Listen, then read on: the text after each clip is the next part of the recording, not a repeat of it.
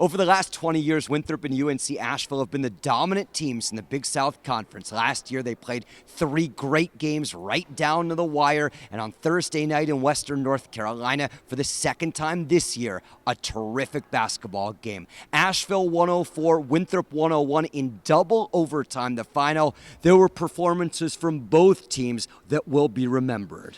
This game gets boiled down 2 words: instant classic.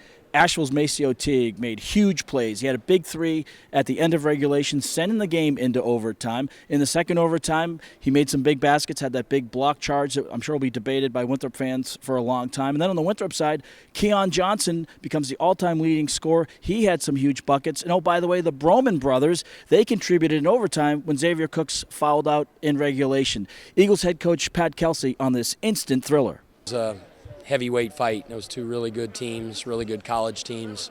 I think in an epic college basketball game that the whole nation got to see.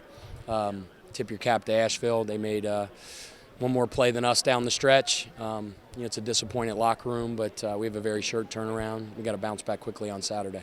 Charles Brunson move over. Keon Johnson, the new all-time leading scorer in Winthrop history. It happened at the free throw line, but boy, there was a lot more to come after that. And Dave, it happened in a game against an opponent that he had struggled against the last 2 games. But you're right, he was fantastic.